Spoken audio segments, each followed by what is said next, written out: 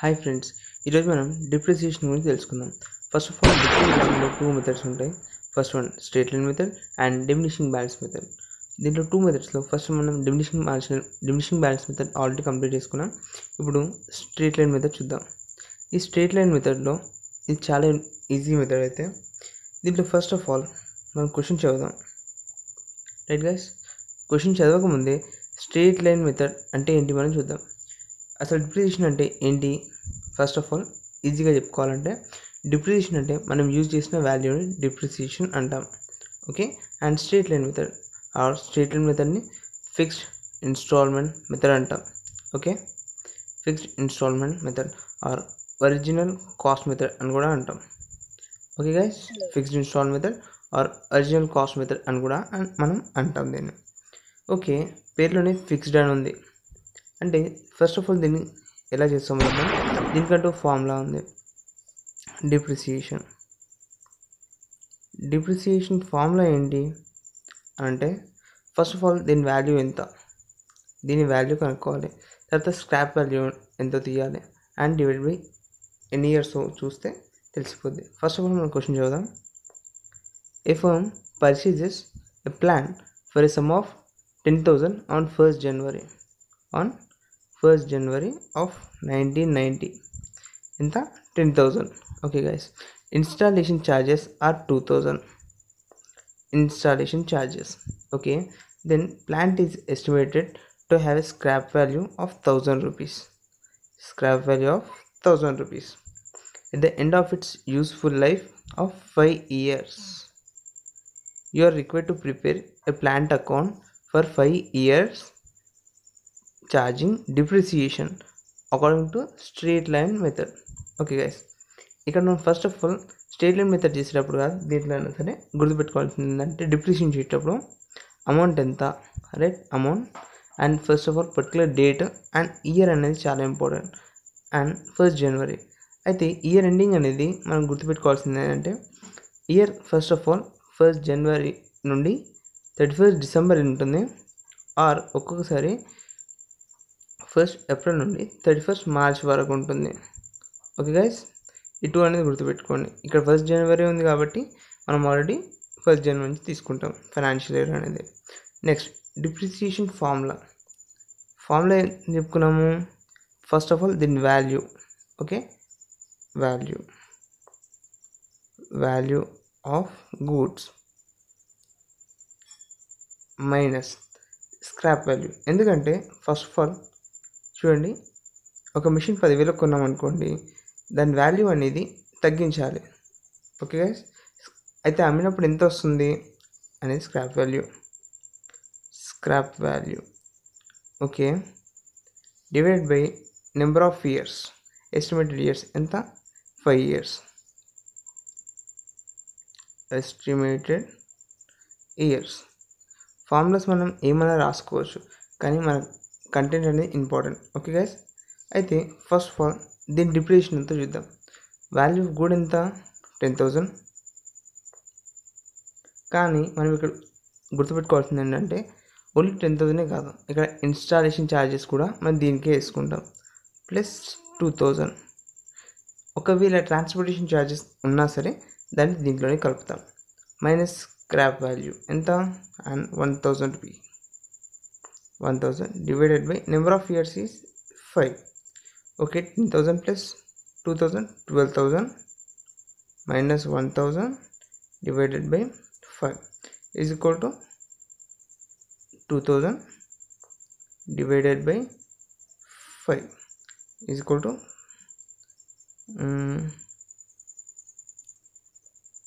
divided by 5 is equal to 12,000 minus 1,000 is equal to 11,000 divided by 5 is equal to 5 1s 5 2s plus ఇక్కడ మళ్ళీ వస్తుంది 2,200.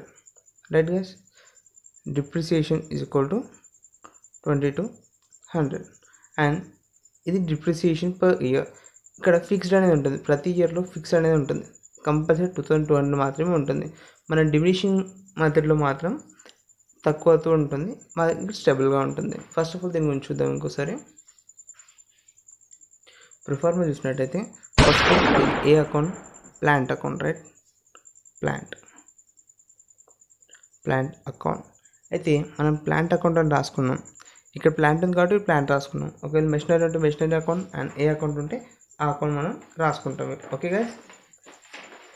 And next one question అది మనం చూద్దాం. First of all ఇక్కడ చూడండి guys. First of all, a firm purchased a plant for a sum of 10,000 on 1st January 1990. మనం journal entries రాస్తే దీన్ని ఏం రాస్తామో ఇక్కడ అదే రాయాలి. ఓకే, జర్నల్ ఎంట్రీ ఏంటి? పర్చేస్ అకౌంట్ డేటా టు బ్యాంక్ అకౌంట్. పర్చేస్ ఏం చేస్తాం? ప్లాంట్ అకౌంట్ డేటా టు బ్యాంక్ అకౌంట్, రైట్. ఇక్కడ to bank account, okay. To bank account అది ఏ రోజు? Right, 1st January 1990. ఎంత గైస్? 10,000 ఉంది ఇక్కడ. 10,000 రాసుకుందామా? No. Installation charges plus purchase మొత్తం 12,000. 10,000 ప్లస్ 2,000 ఈక్వల్ టు 12,000 అయిపోయింది. అయితే డేట్ అయిపోయింది, ఇక్కడ అయిపోయింది. నెక్స్ట్ దీన్ని డిప్రిసియేషన్ ఎప్పుడు ఇస్తాం? లాస్ట్కి తీస్తాం, ఇయర్ రన్లో. 1st January కాబట్టి 31st December 1990. ఓకే, ఇక్కడ మనం బై డిప్రిసియేషన్ తీస్తాం. బై డిప్రిసియేషన్ జర్నల్ కూడా మనం అదే రాస్తాం ఇక్కడ. బై డిప్రిసియేషన్ అకౌంట్ ఎంత ఆల్రెడీ చేస్తాం మనం? 2,200 per year. ఓకే, అయిపోయింది కదా. నెక్స్ట్ ఏం చేద్దాం? బ్యాలెన్సింగ్ చేద్దాం. ఇక్కడ బ్యాలెన్సింగ్ చేసి ప్రతిసారి ఒక ఇయర్ అయిపోగానే డబల్ లైన్ కొట్టండి, ఎందుకంటే ఒక ఇయర్ అయిపోయింది అని చెప్పడానికి. Okay guys, compulsory. అయితే ఫస్ట్ ఎక్కువ అమౌంట్ ఎక్కడ ఉంది? ఇక్కడ ఉంది కాబట్టి దీన్ని ఇక్కడ రాసుకోండి. ఉన్న ఎక్కువ అమౌంట్ని బాక్స్లో రాసుకోండి. ఇక్కడ ఉంది, ఇక్కడ కూడా ఇదే అమౌంట్ రాసుకోవాలి. ఓకే గైస్, సరే. నెక్స్ట్ ఏ అమౌంట్ తక్కువ ఉంది? ఎంత తక్కువ ఉంది? Balancing figure. ఇక్కడ మనం దాన్ని ఏం రాసుకుంటాం? బై బ్యాలెన్స్ క్యారీడ్ డౌన్ అని రాసుకుంటాం. ఇదేంటి? బ్యాలెన్సింగ్ ఫిగర్ ఇది. ఓకే గైస్, బ్యాలెన్సింగ్ ఫిగర్ ఎంత? Amount 12,000 minus 2,200 equal to 9,800 rupees. ఎంత? 12,000 మైనస్ 2,200 ఈక్వల్ టు 9,800 అయిపోయిందా? ఈ డేట్ ఎప్పుడు? 31st December రోజు వచ్చింది. అది కూడా 31st December 1990. ఓకే, ఇది ఇయర్ అయిపోయింది. నెక్స్ట్ ఇయర్ మళ్ళీ స్టార్ట్ అవుతున్న బ్యాలెన్స్ ఎంత ఉంది అంటే మన ప్రీవియస్ డిసెంబర్లో ఉన్న బ్యాలెన్సే జనవరిలో తీసుకుంటాం, రైట్ గైస్. ఇక్కడ చూడండి, same to same 1st January 1991. ఎందుకంటే ఇక్కడ బ్యాలెన్స్ 1990 డిసెంబర్లో వచ్చింది. నెక్స్ట్ మనం ఫ్రెష్గా స్టార్ట్ చేసినాం, లాస్ట్ ఇయర్ స్టాక్ తెచ్చుకుంటాం. ఓకే, సేమ్ ఇక్కడ కూడా టు బ్యాలెన్స్ బ్రాడ్ డౌన్ ఎంత? 9,800. మన దగ్గర ఇంత అమౌంట్ ఉంది. మళ్ళీ ఈ ఇయర్ కూడా మన దగ్గర మెషిన్ మన దగ్గరే ఉందిగా, దాన్ని డిప్రిసియేషన్ తీస్తాం. ఎప్పుడు తీస్తాం? అది కూడా 31st December 1991లో తీస్తాం. ఎంత తీస్తాము? బై డిప్రిసియేషన్ అకౌంట్ ఎంత? ఇది మనకు స్ట్రేట్ లైన్ మెథడ్ కాబట్టి ఫిక్స్ అమౌంట్ అనేది ఉంటుంది. అదే డిమినిషన్ మెథడ్ అయితే ఏం చేస్తామో మనకు తెలుసు, ఎందుకంటే మనకు ప్రీవియస్ వీడియోలో ఉంది. కావాలంటే లింక్ డిస్క్రిప్షన్లో ఇస్తాను, చూడండి ఒకసారి. అండ్ ఇక్కడ అయిపోయింది. ఇంకేమన్నా ఉన్నాయా? లేవు. ఒకవేళ మిషన్ అనేది కొత్త మిషన్ తీసుకున్నా లేదా ఈ మిషన్ అమ్మేసినా ఏమైనా రిపేర్స్ చేసినా సరే ఇక్కడ మనం ఖర్చులు ఇక్కడ రాసుకుంటాము. Okay guys, and balancing figure చేసేయాలి. Done and this is done. Highest amount ఉంది ఇక్కడ ఉంది కాబట్టి దీంట్లోనే 9,800 ఇక్కడ రాసుకుందాం. అండ్ ఇక్కడ కూడా 9,800. ఇప్పుడు బ్యాలెన్సింగ్ ఫిగర్ కావాలి. అది ఎప్పుడు చూస్తాము? 31st December 1991 రోజు చూస్తాము. దాన్ని ఏమని రాసుకుంటాం? By balance, right guys, by balance carried down. ఇది బ్యాలెన్స్ మీరు బిఎఫ్ రాయకపోయినా ఏం కాదు. అండ్ 9800 మైనస్ 2200 ఎంత వస్తుంది? 7600 వస్తుంది. ఓకే, నెక్స్ట్ ఇయర్ అయిపోయింది కదా, నెక్స్ట్ ఇయర్ మళ్ళీ స్టార్ట్ చేస్తున్నాం. స్టార్ట్ చేసినప్పుడు ఏ రోజు స్టార్ట్ చేస్తాము? మళ్ళీ 1st January 1992 రోజు స్టార్ట్ చేస్తాం. 1992 స్టార్ట్ చేసినాం కరెక్టే. అయితే ఎంత ఏమని రాసుకోవాలి? బ్యాలెన్స్ బ్రాడ్ డౌన్ అంటే లాస్ట్ ఇయర్ బ్యాలెన్స్ మనం బ్రాడ్ చేస్తున్నాం అంటే తీసుకుంటున్నాం, రైట్, 2. అయితే ఫస్ట్ ఆఫ్ ఆల్ మీకు చెప్పాల్సింది ఏంటంటే డెబిట్ సైడ్లో రాసినప్పుడు 2 అనేది కంపల్సరీ వాడతాం. క్రెడిట్ సైడ్లో ఏం ట్రాన్సాక్షన్ చేసినా బై అనేది కంపల్సరీ వాడతాం. Okay guys, to balance broad down ఎంత వచ్చింది? 7600 లాస్ట్ ఇయర్కి తీసుకొచ్చాం. ఓకే, ఇయర్ తీసుకొచ్చాం, డబ్బులు మెషిన్ ఉంది, దాన్ని డిప్రిసియేషన్ ఎప్పుడు చేస్తాం? మళ్ళీ 31st December 1992 రోజు ఇస్తాం, right guys, by depreciation account ఎంత? 2200, ఎందుకంటే ఫిక్స్డ్ మెథడ్ కాబట్టి. అండ్ ఫైనాన్షియల్ అంతే, ఈ ఫైనాన్షియల్ ఇయర్లో ఏం ట్రాన్సాక్షన్స్ లేవు కాబట్టి ఈ ఫైనాన్షియల్ ఇయర్ని క్లోజ్ చేసుకుందాం. మనం క్లోజ్ చేసే ముందు ఎంత? 7600. అండ్ ఇక్కడ కూడా యాజ్ ఇట్ ఈజ్ చేస్తాం, ఎందుకో కూడా మనం ముందే చెప్పుకున్నాం. అండ్ ఇప్పుడు బ్యాలెన్సింగ్ ఫిగర్ ఎక్కడ ఉంటుంది? ఇక్కడ, ఎందుకంటే ఇక్కడ తక్కువ ఉంది అమౌంట్ కాబట్టి ఇక్కడ 31st December 1992లోనే వేస్తాం. ఓకే గైస్, 1992లో వేస్తాం, కరెక్టే. అండ్ ఏం రాసుకుంటాం ఇక్కడ? బై బ్యాలెన్స్ క్యారీడ్ డౌన్, ఇయర్లో ఉన్నాయి, లాస్ట్ క్యారీ డౌన్ చేసాము. ఎంత ఉన్నాయి? 7600 మైనస్ 2200 కాబట్టి 5400 వస్తుంది. Okay, year financial complete. And next year start చేయాలి కదా మనం, అది కూడా. అండ్ 1st January 1993 స్టార్ట్ అయిపోయింది. 1993 ఏం చేస్తాం ఇక్కడ? మళ్ళీ పాత ఇయర్ది తెస్తాం, right, to balance broad down. Okay guys, మనం కింద తీసుకొచ్చాం బ్రాడ్ డౌన్ ఎంత? 5400. అండ్ సేమ్ ఇక్కడ 31st December 1993.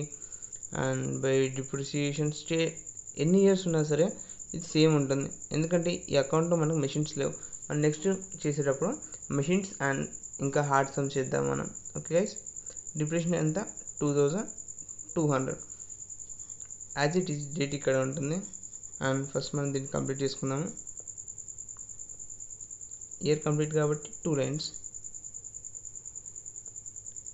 రైట్. దీని ఎంత balance figure? By balance carried down ఎంత ఉంటుంది? ఫస్ట్ ఇది రాసుకోవాలి. 5400 అండ్ 5400 ఇది 3200 వస్తుంది, అంతే కదా. మీరు ఇక్కడ అమౌంట్ చేసుకున్నా కానీ సేమ్ వస్తుంది. అండ్ 4 years కంప్లీట్ అయిపోయాయి. మన నెక్స్ట్ 1 year ఉంది, అది 5th year. అండ్ అది కూడా కంప్లీట్ చేసుకుందాం. 1st January 1994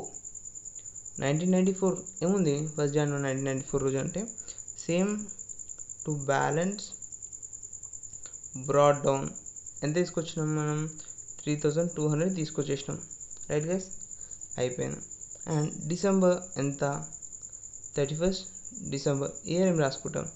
1994 రాసుకుంటాం. అండ్ బై డిప్రిసియేషన్ అకౌంట్ ఎంత తీసుకుంటాం? And fixed as it is 2200. And date ఇక్కడ అదే తీసుకుంటాం అనుకోండి. ఇక్కడ బ్యాలెన్స్ ఫిగర్ మనం చేద్దాము. ఓకే, మనం ఇక్కడ చూసినట్టయితే లాస్ట్ అండ్ ఫైనల్లో మీరు గమనించాలి, మనకి ఇక్కడ ఏమి ఇచ్చారు? మనకు క్వశ్చన్లో plant is estimated to have scrap value of 1000 rupees, right, 1000 rupees అని చెప్పారు. 1000 rupees అని మనకి ఎక్కడ ఆన్సర్ కరెక్ట్ వచ్చిందా రాలేదని ఎక్కడ తెలుస్తుంది అని చూసినట్టయితే ఇక్కడ చూడండి, 3200 and 3200, రైట్ గైస్. ఇక్కడ బై బ్యాలెన్స్ క్యారీ డౌన్ ఇక్కడ మనకి ఎంత వచ్చిందంటే 1000 రూపీస్ వచ్చింది.